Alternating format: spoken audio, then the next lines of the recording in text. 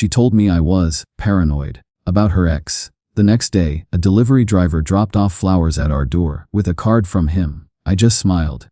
That evening, she was locked out. Now she's crying that she'd never talk to him again. Ronan, 33, a mechanical engineering manager, had been with Kira, 32, an insurance claims adjuster, for 6 years. We lived in Denver, Colorado. It was a city I enjoyed for its access to the mountains, but Kira only cared about its proximity to a specific, high-status social scene. Our combined income was good, but Kira's expensive lifestyle and focus on appearances kept us financially stretched. I made about $180,000 and Kira made about $90,000. We rented an expensive, renovated loft in the lower downtown, Lodo area. Our life was defined by social outings and expensive hobbies. We often ate at high-end restaurants like Frasca Food and Wine. Our friends were mostly Kira's volatile colleagues and her large social circle, which included her male best friend and her constant, unwelcome contact with her past. They constantly validated her belief that life was a performance for the benefit of others. I felt like the dependable, quiet provider. I wanted to start my own robotics design firm. Kira wanted me to remain a stable, high-income manager to fund her current spending and social circle. My career was solid but entirely focused on local manufacturing contracts. I was excellent at optimizing industrial processes, but I was ready for a jump into global, cutting-edge robotics. I wanted to apply my skills to high-stakes, specialized machinery. I was quietly interviewing for executive roles that offered massive scale and global scope. Kira was openly dismissive of my professional ambition. She often called my design work nerdy and implied my focus on mechanics made me boring and predictable. She saw my salary as merely a tool for their expensive, local life. The opportunity that presented itself was a massive career zenith. It was with a major, international automation corporation. They were launching a new division focused on high-speed industrial robotics. The role was Chief Robotics Design Architect, Asia region. The location was Seoul, South Korea. This was a huge global move, a leap into the highest tier of my industry. The compensation package was enormous. The base salary was $420,000 annually, entirely tax-advantaged due to the foreign executive contract. They included an immediate, substantial signing bonus of $80,000. The benefits included fully paid, luxury executive housing, private health coverage, and a guaranteed annual performance bonus of 35%. This was the opportunity that secured a future of immense financial power and global prestige. I decided to present the offer to Kira over a weekend brunch. I was immensely proud of the achievement. I thought the chief architect title and the massive financial figures would finally earn her respect. "Kira, look at this. I got the offer. It's the one. It's a complete life change," I said, handing her the formal offer letter. She barely glanced at the paper, distracted by a text message. "Is it another one of your boring engineering contracts, Ronan? Or is it something that can actually buy us a better car?" she asked, already dismissive. "It's Chief Robotics Design Architect, Asia region. It's with a huge international firm. The location is Seoul." She scanned the salary figure. Her eyes widened, but then her face settled into cold disapproval. $420,000. That's absurdly high. But Seoul, Ronan, that's halfway across the planet. My entire social circle is here. My friends are here. My job is here. I have a whole social structure built in Denver. You could consult on international claims. This is robotics design at the highest level. We could be financially free in under a decade. This is about building a future, not just funding a party.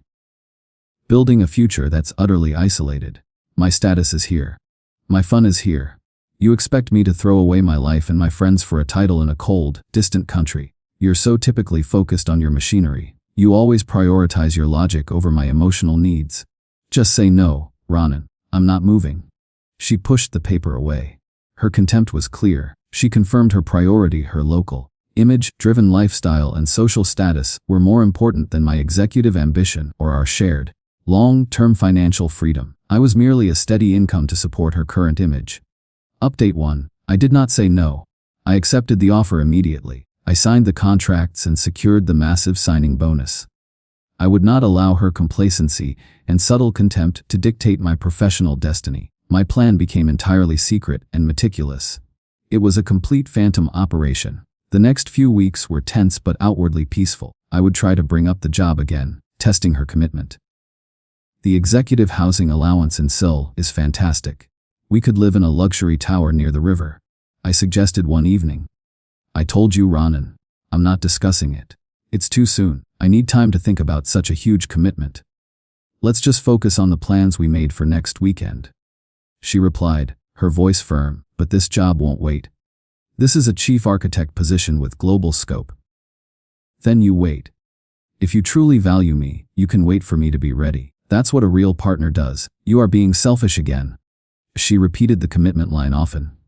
It was her leverage. Her friends, who relied on her social status, supported her fully. At a cocktail party, her friend Talia, a social worker, pulled me aside. Ronan, you're being ridiculous. Sil, Kira is right. You need to wait for her. It's so much more important to prioritize your relationship over a temporary salary boost. Talia said, giving me a pitying look. This salary is 420,000, tax-advantaged. This is generational wealth. Waiting for this offer to expire is financial negligence. I replied simply. You're an engineer. You don't understand real emotional connection. Kira has to come first. If you go, you're proving you don't value her at all. That's what we all think.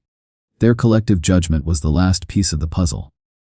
They all believed in their flimsy, anti-ambition philosophy. I realized my escape was necessary. I began my meticulous planning immediately. First, the finances. I spent hours with a specialized international financial advisor. I opened a new private banking account in Zurich. I changed my direct deposit information.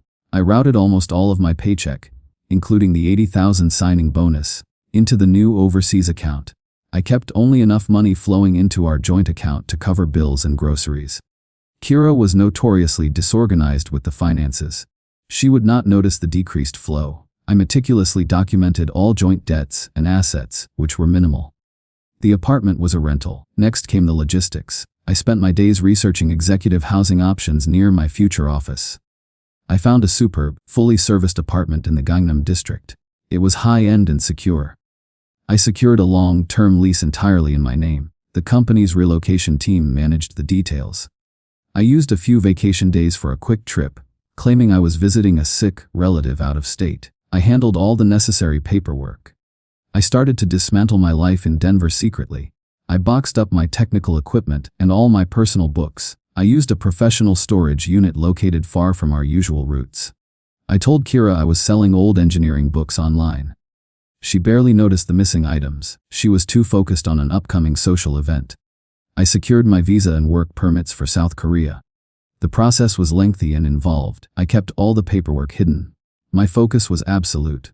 I was preparing for a complete, clean break. The last piece of my planning was forced by Kira's own behavior.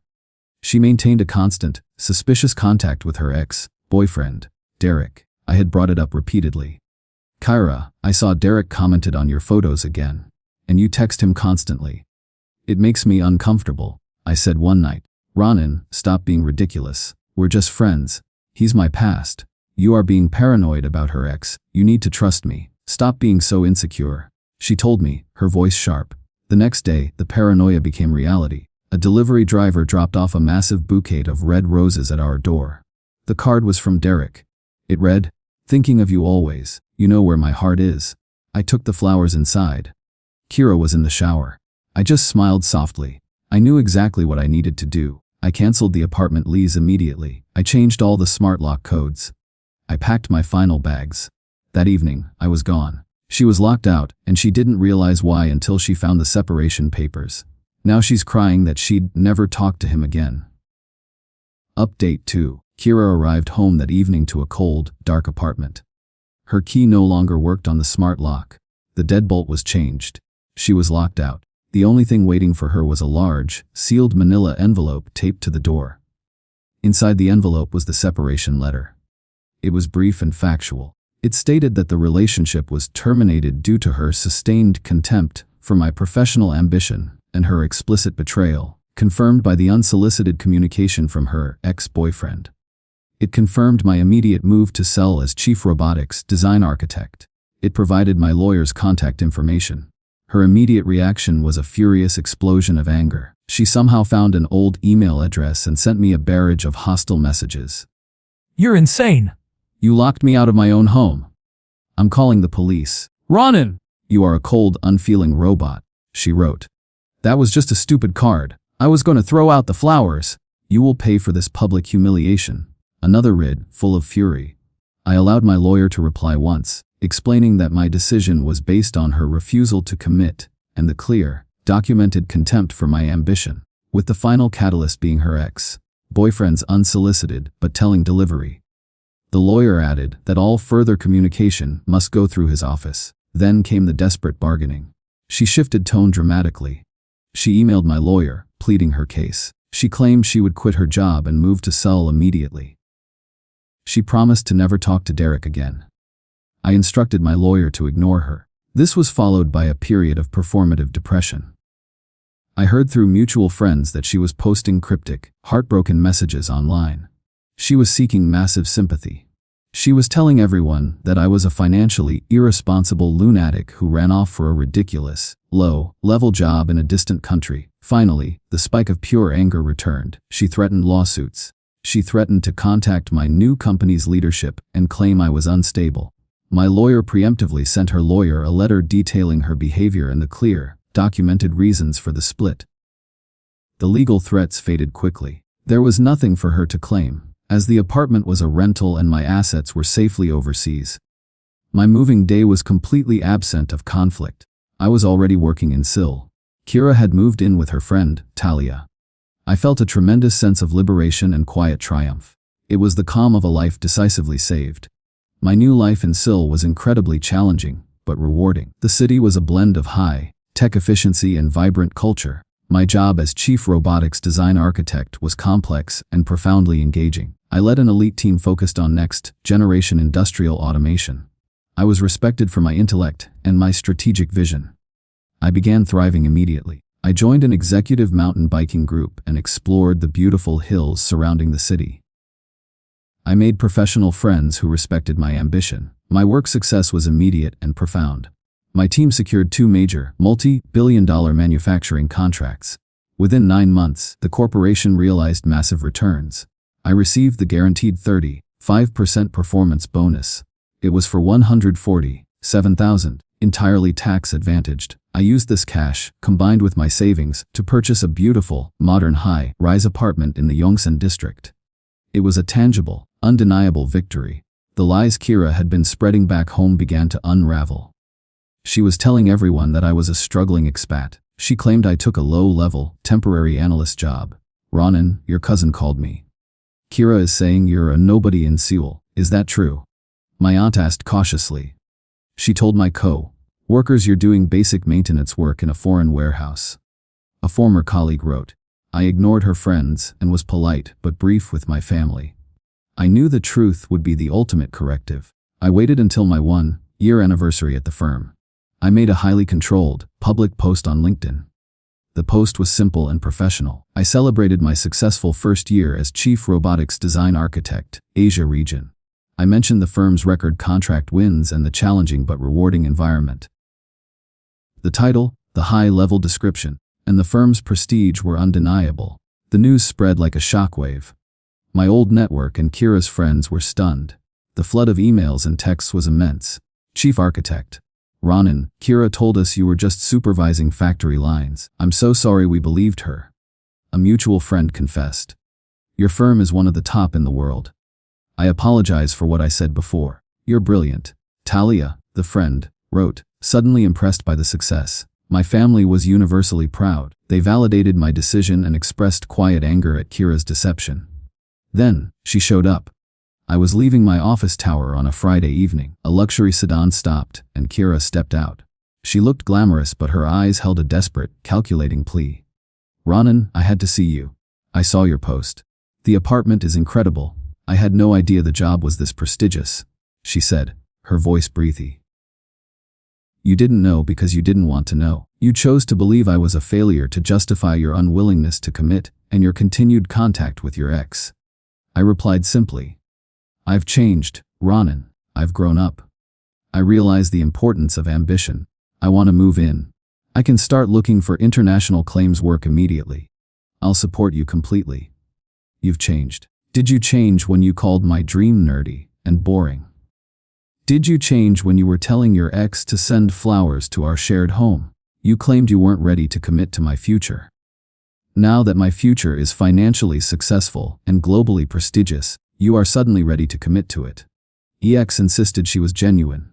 I love you, Ronan. I missed you. You miss this, I said, gesturing to the gleaming city around us. You don't miss me. Your circumstances have changed. Mine have risen dramatically. The lack of commitment and the betrayal were your fatal flaws. The answer is no. You are not moving in. The separation is final. I rejected her firmly. She escalated legally immediately. Her lawyer sent formal letters claiming entitlement to my Singapore property. He claimed our 6-year relationship made the property a marital asset, even though it was acquired post-separation. All claims were shut down logically by my lawyer. All my major assets were legally separate and acquired in a separate country. Her claims were dismissed as frivolous.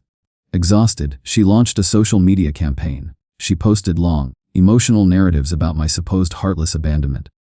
Back home, mutual friends called her out. Even her allies turned against her. 1 year later, I was thriving fully.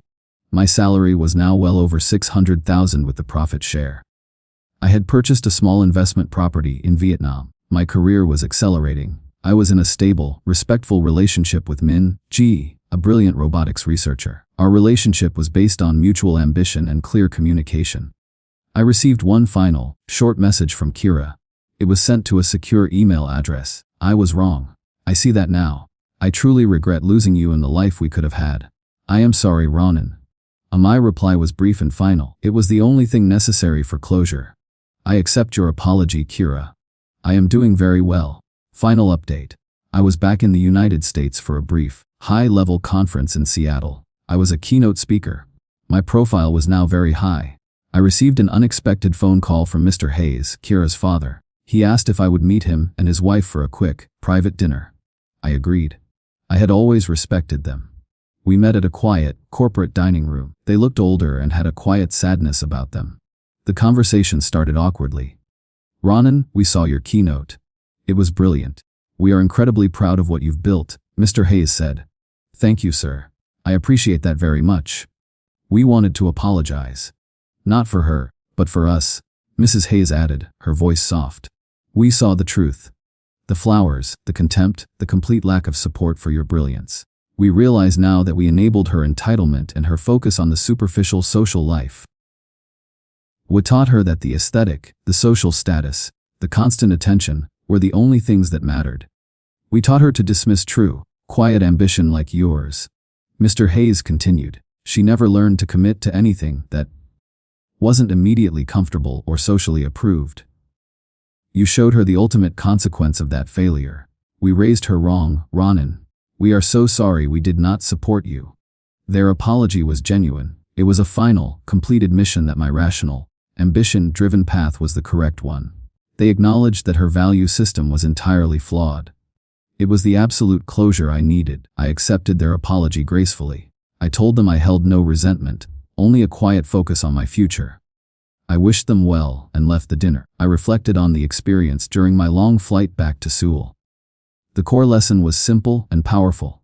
Never let your life's purpose be mocked or dismissed by a partner whose priorities are shallow and self-serving. Kira's demand that I stay was not an expression of love.